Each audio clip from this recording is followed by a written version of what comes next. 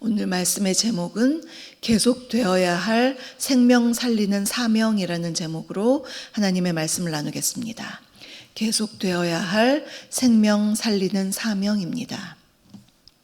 오늘 본문은 로마서의 막바지 단락이라고 할 수가 있습니다. 이 다음 장인 16장이 로마에 있는 성도들에 대한 문안 인사가 있는 장인데요. 그래서 오늘 15장까지가 서신서의 본론이라고 할 수 있습니다. 그 마지막 단락을 오늘 함께 볼 텐데요. 이 마지막 단락에서 사도 바울은 로마서를 쓴 목적을 다시 한번 확인하고 이제 로마 교회 성도들에게 기도 요청을 하고 있습니다. 기도 제목을 나누는 것을 볼 수가 있습니다. 사도 바울, 그는 예수 그리스도의 일꾼이면서 하나님의 사역자요 이방인의 사도로서 쓰임받던 그가 로마 교회 성도들에게 주었던 메시지를 통해서 오늘을 살고 있는 우리에게 주시는 교훈을 우리도 함께 세 가지로 살펴보겠습니다. 그 첫 번째로 선교를 향한 계속적인 열망과 시도를 하라입니다. 선교를 향한 계속적인 열망과 시도를 하라입니다. 22절에 나오는 것처럼 바울은 로마에 가려던 시도를 여러 번 했습니다. 그러나 어떤 연유에서인지 번번이 그 길이 막혔습니다. 보통 사람 같으면 거듭되는 좌절로 인해서 낙담하거나 포기했을 수도 있습니다. 당시는 지금처럼 이렇게 교통이 편리한 시대가 아니었죠. 교통도 불편하고 여러 가지 막히는 일들이 많고, 특별히 바울에게는 그를 계속해서 공격하는 유대인들의 방해가 있었습니다. 그런 대적들도 있고, 그런 여러 가지 막혔던 이유를 생각하면 이 핑계 삼아서 이제 포기해야겠다, 그렇게 포기할 법도 한데 바울은 전혀 그렇지 않았습니다. 바울이 계속해서 로마로 가려던 데에는 거기에는 목적이 있었습니다. 24절에 있는 것처럼 그가 품고 있었던 선교의 비전 때문이었습니다. 당시 로마 제국은 하나의 나라 정도가 아니었죠. 제국이었죠. 당시 그 세상의 중심이었습니다. 권력과 또 권력의 중심, 또 경제와 문화의 허브였습니다. 모든 길은 로마로 통한다, 우리가 많이 알고 있는 말입니다. 그럴 정도로 그 도로망은 로마 제국을 전역을 연결했습니다. 그 덕분에 바울이 이제 그런 것들을 이용해서 전도를 하기도 했죠. 또한 군사적으로도 막강한 힘을 발휘하였던, 그래서 로마는 로마 제국의 중심이요 또 세상의 중심지로서의 그러한 중요한 그러한 곳이었습니다. 바울은 로마의 동쪽 지역에 대한 선교를 어느 정도 마무리하고 나자 이제는 로마를 거쳐서 로마 서쪽, 저 서쪽 끝이 서바나였습니다. 서바나는 지금의 스페인입니다. 당시에는 그 서바나가 땅끝이라고 여겼습니다. 그래서 계속해서 이 로마를 거쳐서 서바나로 가려는 그런 비전을 가지고 계속 여러 가지로 시도를 했습니다. 바울은 로마에 가서 어느 정도 성도들과 교제를 나눈 후에 그들의 후원을 받아서 서바나로 가야겠다, 그러한 비전을 계속해서 품고 있었던 것입니다. 예수님께서 이 세상을 승천하시기 바로 직전 마지막 말씀이 우리가 너무나 잘 아는 사도행전 1장 8절입니다. 오직 성령이 너희에게 임하시면 너희가 권능을 받고 예루살렘과 온 유대와 사마리아와 땅끝까지 이르러 내 증인이 되리라. 여기서 땅끝을 당시의 관점에서 서바나로 본다면 바울이 왜 그토록 로마를 거쳐서 서바나로 가려고 했는지 우리가 이해할 수 있습니다. 주님께서 주신 이 복음 증거의 사명을 끝까지 완수하여 헌신하겠다는 그 강렬한 열망을 볼 수가 있고, 특별히 사도 바울은 이방인들을 구원하기 위해서 정말 노력했죠. 이방인의 사도로서 서바나까지 가야겠다라는 그러한 마음을 품고 있었습니다. 그러면 지금 이 로마서를 쓰고 있는 지금 여기 쓰고는 있지만 이러한 로마를 거쳐서 서바나로 가려고 했던 그 비전과 열망을 과연 사도 바울은 이루었을까요? 로마에 갔을까요? 그것은 당연히 그렇습니다. 사도행전 28장을 보면 그가 여러 어려움을 겪고 나서 드디어 사도행전 28장에서 로마로 들어갑니다. 그는 로마에 가서 복음을 전하다가 감옥에 갇혔습니다. 이후에 거기서 순교를 하게 되죠. 그러면 그가 꿈꿨던 서바나로 갔을까요? 성경만 보면 거기에 대한 것은 우리가 전혀 알 수가 없습니다. 서바나로 갔다라는 기록이 없기 때문입니다. 그런데 1세기의 교부 클레멘트에 의하면 바울이 서바나로 가서 복음을 전했다는 전승이 기록되어 있습니다. 로마 감옥에서 잠시 풀려난 사도 바울이 서바나로 가서 복음을 증거하다가 다시 로마로 와서 붙잡혀서 순교했다라고 그렇게 전해진다고 합니다. 이와 같이 선교에 대해 끊임없이 열망하고 시도하고 노력했던 바울의 모습, 오늘을 사는 우리에게 참으로 커다란 도전을 줍니다. 지금 이 세상은 정말 더 점점 이기적이 되어가는 세상인 것 같습니다.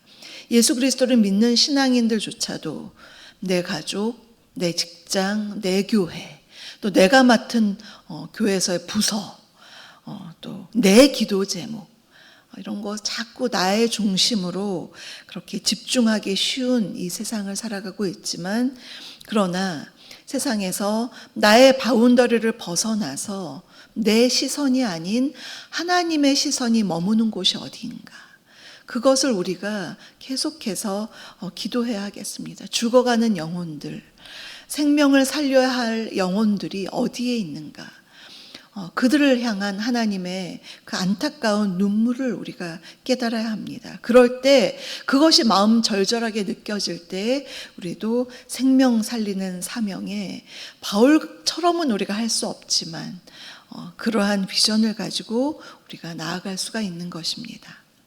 곧 재림하실 주님을 기다리면서 하나님 나라의 비전을 위해 우리가 삶 속에서 할 수 있는 일들은 어떤 것이 있을까요? 해외에 나가서 선교사님들처럼 직접적으로 헌신할 수도 있고, 또는 보내는 선교사죠. 우리는 여기서 보내는 선교사로서 기도와 물질로서 열심히 후원할 수도 있습니다.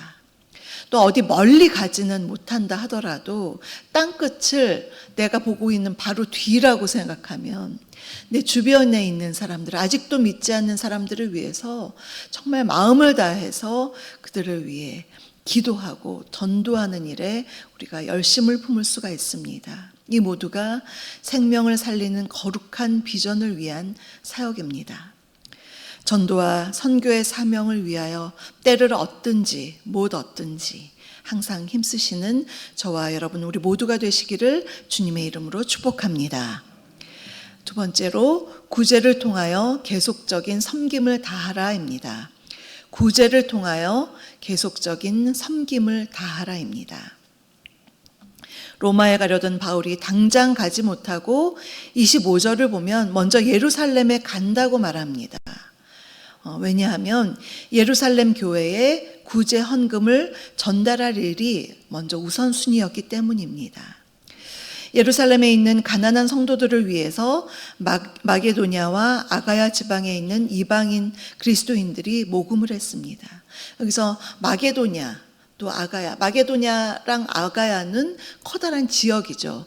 우리로 말하면 전라도, 경상도 이렇게 큰 지역입니다.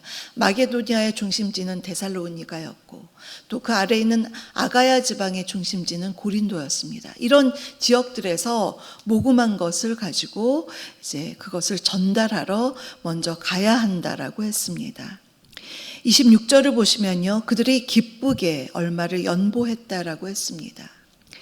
당시 마게도냐와 아가야의 성도들은 풍족해서 남은 돈을 이렇게 헌금한 것이 아니었습니다.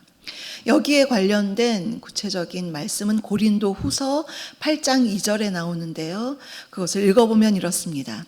환난의 많은 시련 가운데서 그들의 넘치는 기쁨과 극심한 가난이 그들의 풍성한 연보를 넘치도록 하게 하였느니라.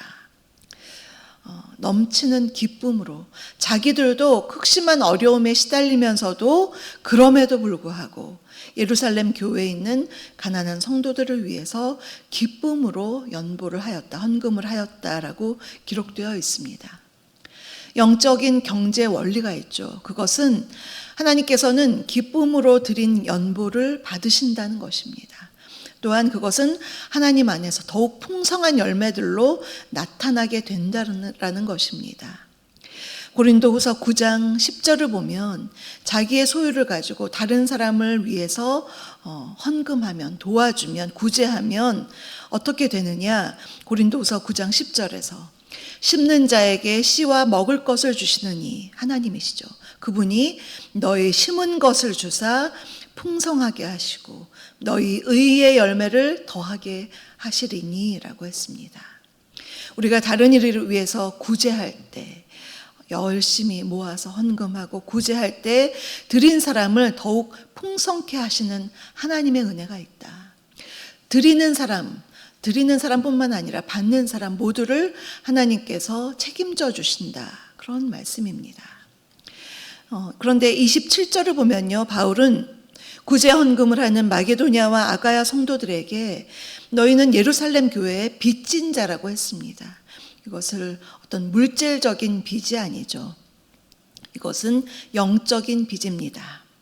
즉 마게도냐와 아가야에 있는 이방 성도들이, 이방인들이 예루살렘 교회로부터, 이 예루살렘 교회에는 유대인 그리스도인들이 있는 것이죠. 그들로부터 시작된 복음을 듣고 구원을 받게 되었으니 영적으로 빚진 자이다라는 것입니다. 생각해보면 복음이 마게도냐와 아가야 지방에 전파되기 전까지는 그 땅은 구원과 관련 없는 땅이었습니다. 그러나 유대인 출신의 이 바울을 비롯한 많은 사람들을 통해서 복음이 전달되었고 구원받게 되었으니, 또한 예루살렘 교회가 모교회로서 선교 사역을 열심히 감당하고 있었으니 그 혜택을 받은 것이다. 그래서 너희가 영적인 빚진 것이기 때문에 너무 잘난 척하지 말아라는 것입니다. 이제 마게도냐 아가야 지방의 그 사람들이 헌금을 할 때 예루살렘 교회 당신들이 어려우니 우리가 도와줍니다. 이러한 마인드와 또 다른 마인드가 있죠. 저희는 당신에게 빚을 졌습니다. 영적인 빚을 졌습니다. 너무 감사합니다. 함께 나눔의 기쁨을 더하고 싶습니다. 이러한 마인드는 완전히 다른 것이죠. 그래서 바울은 마게도냐와 아가야의 성도들이 이 후자의 마음으로 연보를 하기를 원했고 그것을 전달하러 가는 것이었습니다. 오직 다른 사람을 도와줄 때 겸손과 섬김의 마음, 빚진 자의 마음, 내가 하나님의 이 커다란 은혜를 받았으니 내 받은 것을 함께 나눕니다. 이러한 마음을 나눌 때 하나님께서 그 섬김을 얼마나 아름답게 보시겠습니까? 특별히 우리가 구제할 때 나중에 여유가 있으면 좀 구제해야지, 도와야지. 근데 그 여유가 어느 정도의 여유입니까? 항상 보면 돈은 쓸 일이 너무나 많죠. 그런데 기회가 어떠하든지, 나의 형편이 어떠하든지 돕고자 하는 마음으로 도울 때에 돕는 자도 도움을 받는 자도 주님께서 아름답게 풍성한 복으로 이루어 가신다는 것을 우리가 기억해야 하겠습니다. 세 번째로 기도로 함께 동역하라고 말씀하십니다. 기도로 함께 동역하라고 하십니다. 30절부터 32절은 바울이 로마에 있는 성도들에게 기도를 부탁하고 있습니다. 30절에서 형제들아 내가 우리 주 예수 그리스도의 성령의 사랑으로 말미암아 너희를 권하노니 너희 기도에 나와 힘을 같이하여 나를 위하여 함께 빌어. 함께 빌어는 기도하라는 것이죠. 누구보다도 중보 기도의 힘을 알았던 바울은 마지막으로 로마 교회 성도들에게 자신을 위한 중보 기도를 요청하고 있습니다. 30절에서 나와 힘을 같이 하여라고 했는데요. 원어의 뜻은 체육, 이런 경기에서 승리를 위해서 함께 협력해서 함께 싸우는 것을 말합니다. 그래서 힘을 같이 한다는 것은 힘을 같이 해서 기도해 주라는 것은 승리를 위해서 같이 싸워서 같이 이기자, 그러한 말입니다. 즉 기도로서 함께 동역하여 승리하자는 것입니다. 바울은 예루살렘으로 가는 길이 그리 순탄치 않을 것을 알고 있었습니다. 그래서 그의 첫 번째 기도 제목은 31절을 보시면 유대에서 순종하지 아니하는 자들, 여기서 순종하지 아니하는 자들은 유대인인데 그리스도를 믿지 않는 대적자들을 말하는 것이죠. 계속해서 그들이 바울을 죽이려 하고 사역을 방해했습니다.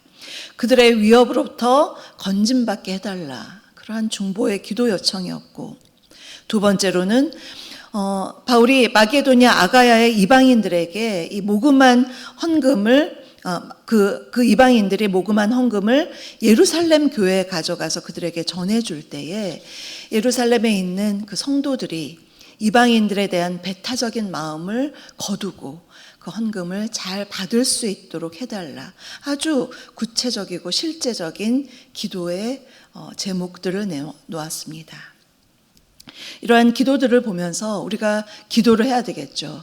저희가 담임 목사님을 위해서 계속 기도할 것은 담임 목사님 혼자서 사역하는 것이 아니죠. 함께 협력하는 것입니다. 기도로서 중보해서 함께 싸워나가는 것이죠. 또 교역자들을 위해서, 또 지구 모임에 우리가 함께 중보 기도 제목을 놓고 기도할 때에 되도록이면 구체적인 기도 제목을 내놓으면 너무나 좋습니다. 물론 하나님은 우리의 모든 필요를 다 아시지만 함께 구체적으로 실제적으로 합심해서 기도할 때에 그 기도 실제적으로 구체적으로 이루어지는 것을 우리가 볼 수가 있고요. 또 기도가 응답될 때에 이것 우리가 기도해서 이루어졌구나, 하나님께 영광을 올려드립니다, 우리가 그렇게 하나님께 감사할 수가 있는 것입니다. 뭉뚱그려서 하나님 다 아시죠, 다 아시죠, 다 아시죠 하면 하나님께서 나는 아는데 너는 아니? 라고 하실지도 모릅니다.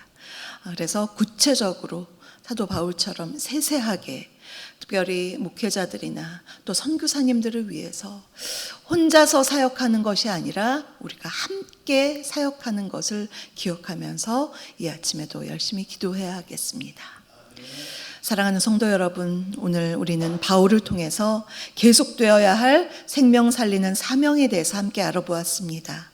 우리가 전도와 선교를 통해서 복음을 통하여 생명을 살리는 일에 열심을 다할 수도 있고, 또한 구제와 섬김을 통해서 육적인 어려움 가운데 있는 사람들을 도와줄 수도 있고, 또한 중보 기도를 통해서 영혼을 살려낼 수도 있습니다.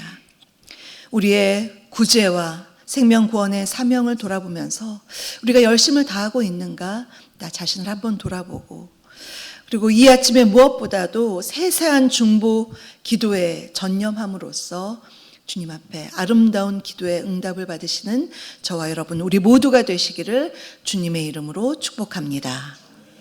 오늘의 말씀을 생각하시면서 찬송가 331장을 부르시겠습니다.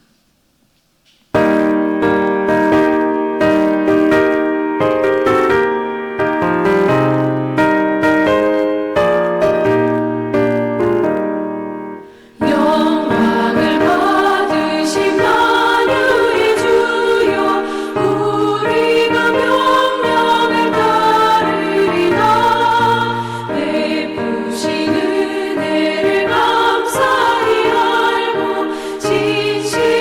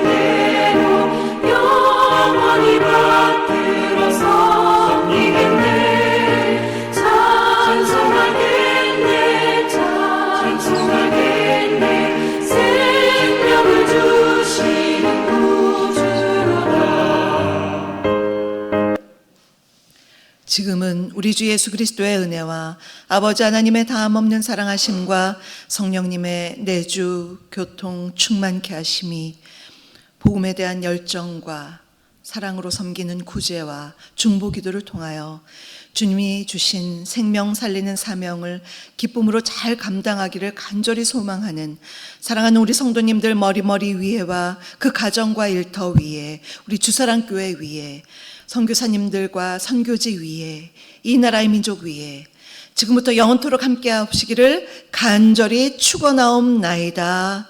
아멘.